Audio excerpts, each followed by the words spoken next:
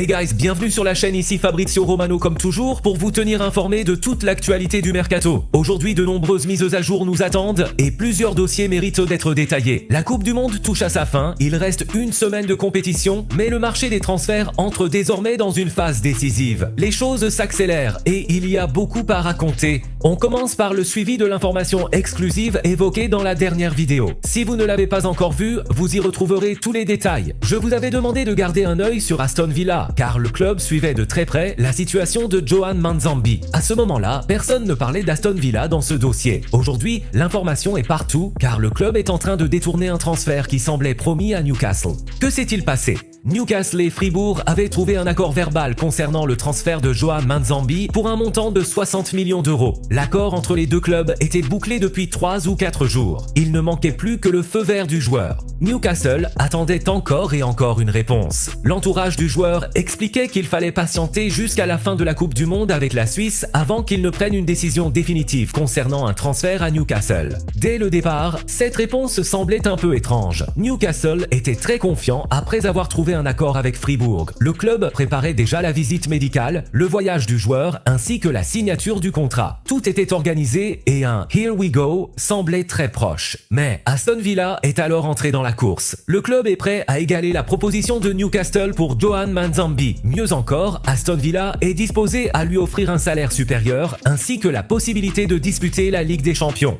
À l'heure actuelle, Aston Villa est tout proche de parvenir à un accord total avec toutes les parties concernées afin d'accueillir Johan Manzambi à Villa Park la saison prochaine sous les ordres d'Unai Emery. Le détournement du transfert est désormais sur le point d'être finalisé. D'après les dernières informations, Newcastle est même en train d'abandonner définitivement ce dossier. Les dirigeants estiment que le joueur ne rejoindra finalement pas leur projet. Ils ont attendu sa réponse pendant plusieurs jours, mais le joueur a pris son temps et cette opération ne devrait donc pas se concrétiser pour Newcastle. Concernant les jeunes talents, Newcastle a tout de même bouclé l'arrivée d'un joueur très prometteur. L'ailier anglais de 16 ans Kieran Thompson, international U17 avec l'Angleterre, va rejoindre les Magpies. L'accord est conclu. Le joueur arrive en provenance du centre de formation d'Arsenal. Les Gunners tentaient de lui faire signer un nouveau contrat et plusieurs clubs anglais ainsi que des équipes étrangères étaient également intéressés. Finalement, Newcastle a trouvé un accord et Kieran Thompson deviendra un nouveau joueur du club. Newcastle devrait donc perdre Johan Manzambi, très proche d'Aston Villa, mais enregistrera prochainement l'arrivée officielle de Kieran Thompson. Cette fois, aucune surprise n'est attendue puisque l'accord est totalement bouclé. Parlons maintenant d'Arsenal. Comme je vous l'avais annoncé dans la précédente vidéo, le départ de Leandro Trossard vers Beşiktaş pourrait être finalisé dans les prochains jours. Le transfert est très proche d'être conclu. Arsenal devrait récupérer 20 millions d'euros, répartis en 18 millions fixes plus 2 millions de bonus. Une fois ce départ officialisé, Arsenal accélérera immédiatement sur le recrutement d'un nouvel ailier. Parmi les profils étudiés en interne, figure Christos Tsolis, l'ailier du club Bruges. Arsenal est en contact avec son agent et le joueur est très intéressé par un transfert chez les Gunners. Ces derniers jours, un autre club a tenté de s'immiscer dans les négociations afin de savoir s'il pouvait prendre l'avantage dans ce dossier. Cependant, la réponse de l'entourage du joueur a été très claire. Ils attendent Arsenal.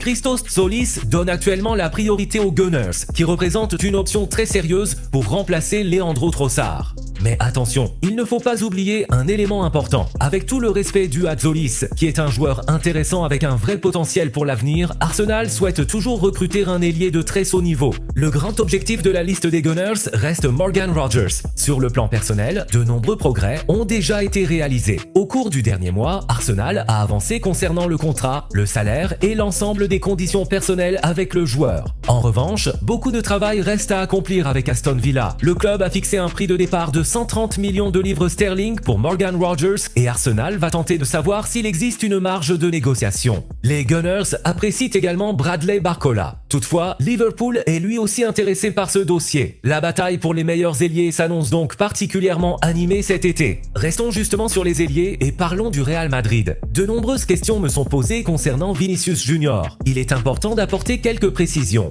Lorsque je vous ai expliqué dans la précédente vidéo qu'un joueur avait déjà prolongé son contrat au Real Madrid et qu'un autre allait bientôt faire de même, je ne parlais pas de Vinicius Junior. Son dossier est totalement différent. D'ailleurs, dans cette même vidéo, j'avais volontairement traité sa situation à part. Si je faisais référence à Vinicius, je l'aurais mentionné directement. Le Real Madrid travaille effectivement sur une autre prolongation importante, mais je vous en parlerai au bon moment. Concernant Vinicius Junior, des discussions auront bien lieu avec ses représentants. Le Real Madrid souhaite clarifier sa situation contractuelle le plus rapidement possible au cours de cet été. Je vous en avais déjà parlé il y a 2 semaines, alors que Vinicius disputait encore la Coupe du Monde avec le Brésil. La volonté du club n'a absolument pas changé. Le Real Madrid ne veut surtout pas arriver au mois de novembre, décembre, janvier ou février avec un joueur qui n'aurait plus qu'une seule année de contrat. Une telle situation alimenterait les rumeurs médiatiques et pourrait devenir dangereuse, notamment avec le risque de voir le joueur partir libre à terme. Le club madrilène veut donc régler ce dossier au cours des prochaines semaines.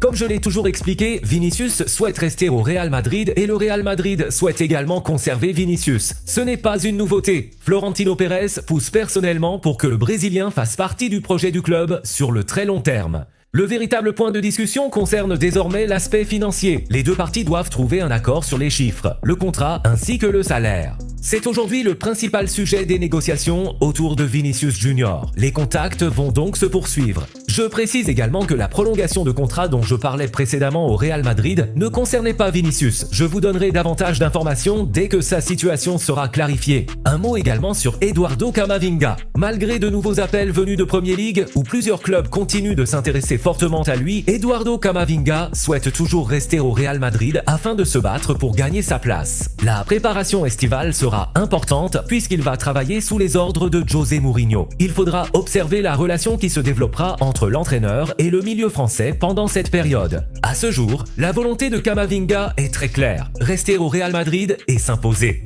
Évidemment, si le club venait à lui dire qu'il devait partir, la situation pourrait évoluer, mais pour l'instant, son intention est bien de poursuivre l'aventure madrilène et de se battre pour sa place. Enfin, un dernier point concernant Marcus Rashford. Dès le retour de l'Angleterre après la Coupe du Monde, Marcus Rashford s'entretiendra directement avec Michael Carrick. En revanche, le joueur a déjà confirmé sa disponibilité pour reprendre la préparation estivale avec Manchester United. L'information que je vous avais donnée il y a 2 semaines est donc confirmée à 100%. Marcus Rashford débutera bien la pré-saison avec Manchester United. Par la suite, si une proposition importante arrive sur la table, Rashford et Manchester United l'étudieront ensemble. Mais à ce stade, le plan est parfaitement clair. Marcus Rashford commencera bien la préparation de la nouvelle saison avec Manchester United.